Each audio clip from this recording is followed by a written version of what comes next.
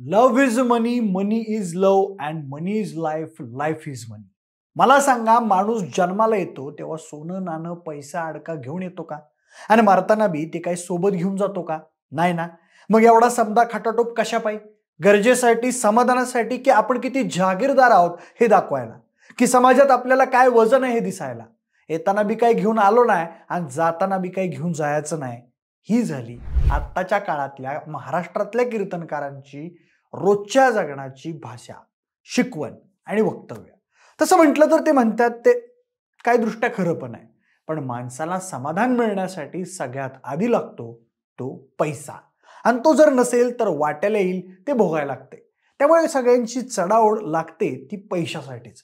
आता याच कीर्तनकारांची मांदियाळी बघायची झाली तर ह्यांच्यात पण मानधनाची काही थोडी कमी चढाओढ लागलेली नाही.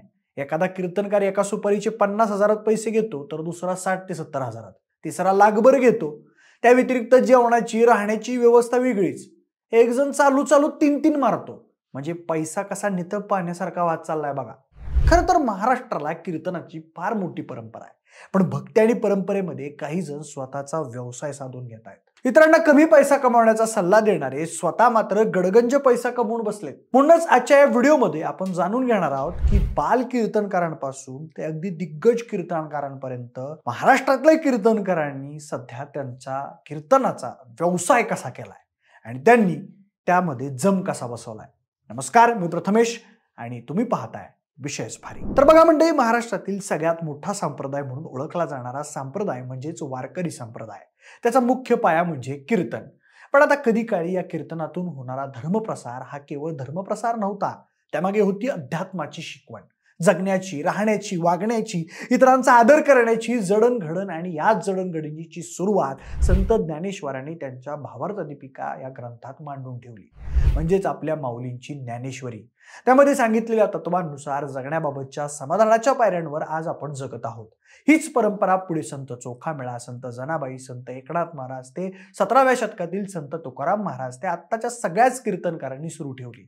पण अलीकडे या कीर्तनाच्या विषयाचा मूळ गाभा विसरून त्याला व्यवसायात स्वरूप आल्याचं ठळकपणे दिसू येऊ लागलंय. हेही तितकं गरजेचं आहेच म्हणा, की कीर्तनकारांचं पोट आहे, त्यांना पण संसार आहे, त्यांना पण लेकरं बाळ आहेत. या सगळ्यासाठी तेही पैशावरच अवलंबून आहेत. पण त्याला लागलेली अतिप्रमाणाची पैशांची जोड हा जरा ठळक दिसून येणारा मुद्दा आहे.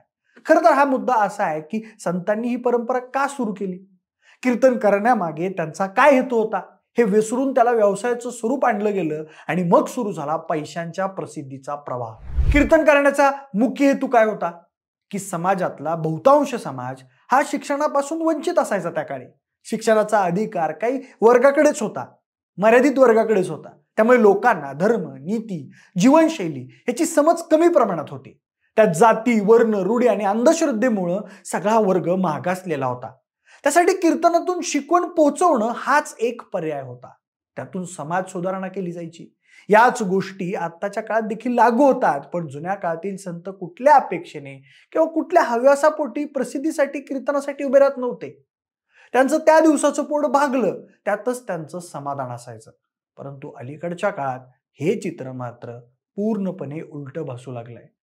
हेच मुद्दे पकडून कीर्तनकार खरं तर कीर्तनासाठी उभं राहतात, पण धार्मिक सभेला आता इव्हेंटचं स्वरूप यायला लागलंय.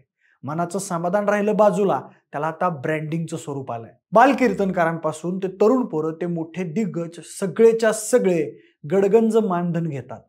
त्यात इव्हेंट जर लांब असेल तर जेवण, राहण्याची, येण्या जाण्याची सोय वेगळी. हे तर तो फॉलो होऊ लागलाय.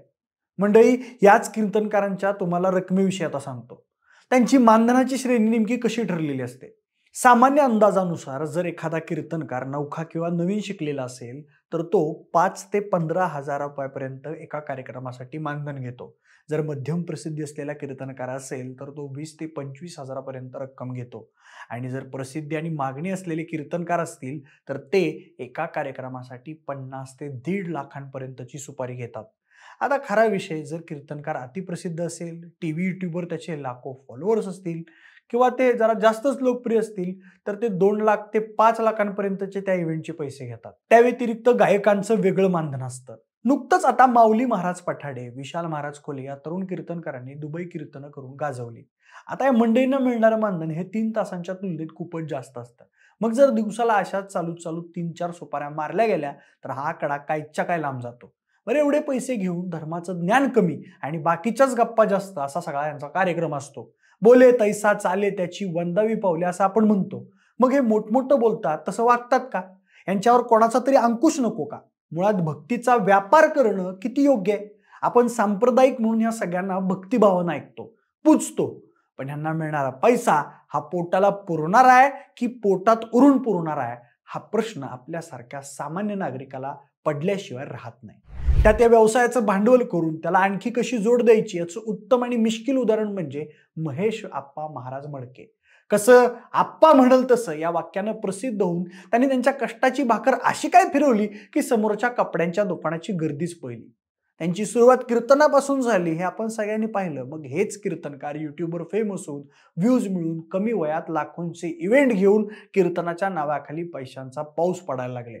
त्यातून निर्मिती झाली व्यवसायाची, व्यवसायातून मिळालं करोडोंचं भांडवल, भांडवलातून आणलेल्या गाड्या आणि याच गाड्यांमधून फिरून आप्पा करतायत सांप्रदायिक मार्गदर्शन. हेच कीर्तनकार त्यांच्या कीर्तनातून पैसा माणसासाठी किती घातक असतो यावर शिकवण देत असतात. शेवटाला घातल्या जाणाऱ्या कपड्यांना खिसा नसतो, त्यामुळे येताना काय आणलं नाही जाताना काय न्यायचं नाही अशा पद्धतीची त्यांची वक्तव्य असतात. एकूणच ही जरा मनाला न पटणारी गोष्ट आहे. हा विरोधाभास आहे, पण जनता हुशार असते. लोक काही बोलत नाही. लोकांना जसा पैसा दिसतो त्याहून त्यांना त्यांचा ठळक अहंकार दिसतो. अहंकाराच्या गर्वाचं घर रिकामं करायला काही जनतेला वेळ लागत नाही. संतांनी सांगितलेली शिकवण, मूळ हेतू हा सगळा विसरून आताचे तरुण पिढीतले आलेले असे कीर्तनकार हे समाजाला अहंकाराचा पाडा गिरवून दाखवणार हे नक्की. पण वारकरी संप्रदायातील वारकरी हे प्रामाणिकपणे वारी करून विठुरायाला भेटायला जातात. त्या वारकऱ्यांच्या जगण्यातूनच प्रेरणेतूनच अशा अहंकाराच्या विंचवाची नांगी ठेचली जावी हा आपला इतिहास आहे. हे भान अशा कीर्तनकारांना योग्य वेळी देणं आपलं देखील तितकंच काम आहे. राजकारणाच्या व्यासपीठावरून कीर्तन करणारे असो वा कोणी दिग्गज कीर्तनकार असो, संतांच्या नावाखाली मिळणारी भाकरी मानधन ही फक्त पोटाची भूक मिटवण्यासाठीची असावी. त्याहून दुप्पट मिळणारी भाकरी ही भाकरी नसून त्या राजकारणातल्या पुढाऱ्यांची केलेली चाकरी असते. त्यात विठुराया किंवा कुठलाही संत सामील नसतो व अशा कीर्तनकारांना पाहणारा ऐकणारा कुठला वारकरी संप्रदायातला पायी गाफील नसतो हेही तितकंच खरं आहे. त्यामुळे या वाटेवर असलेल्या कीर्तनकारांची लागलेली रांग दिवसेंदिवस वाढतानाच दिसतेय. दुसऱ्या बाजूला या कीर्तनकारांना घडवणाऱ्या वारकरी शिक्षण संस्थांचा वेगळाच विषय, तो पुन्हा केव्हा तरी आपण बघूया. आता एक गोष्ट पकडा. जर संत एकनाथ महाराज आज असते आणि ते जर युट्यूबर असते तर ते काय म्हणले असते की जनता आता एवढी बिझी आहे त्यामुळे त्यांना सगळं सांगायला नको ना अवघड भाषा द्यायला नको, फ्री सबटायटल देऊन विषय मिटवून टाकू आणि त्यांच्या मनात आपण पोहोचू. आणि जर संत तुकाराम महाराज आज असते तर त्यांची विठुरकमाईकडे काय वेगळी PR टीम असते का? संत रामदास स्वामींनी तर सेल्फ डिसिप्लिन वर्कशॉप हे फ्री ऑफ कॉस्ट दिलं असतं. एकूणच काय तर आजच्या आधुनिक काळात जर संत असते तर त्यांनी त्या काळी पाळलेली तत्व ते आजही पाळत असते. पोटापुरतेच पैसे त्यांनी घेतले असते आणि भक्ती मार्गात त्यांनी कधीही व्यापार आणला नसता. विचार करा, हाच धंदा जर असाच भविष्यात चालू राहिला तर किती प्रमाणात पैशांचा पाऊस पडेल. तेच हे जर पैसे गरिबाच्या कुठल्या पदरी पडले तर कुठला तरी गरीब भुकेनं मरेल का हो? ह्या प्रश्नाचं उत्तर आहे का? तुम्हाला अशा कीर्तनकारांबद्दल नेमकं काय वाटतं? त्यांची असा व्यवसाय करण्यामागची काय भावना असते? खरंच कीर्तनकारांनी हा पैशांचा प्रसिद्धीचा बाजार मांडलाय का? याबद्दलची प्रत्येक भावना आम्हाला कमेंट बॉक्समध्ये नक्की कळवा. सोबतच आपल्या विशेष भरीच्या YouTube चॅनलला सबस्क्राईब करायला अजिबात विसरू नका. धन्यवाद.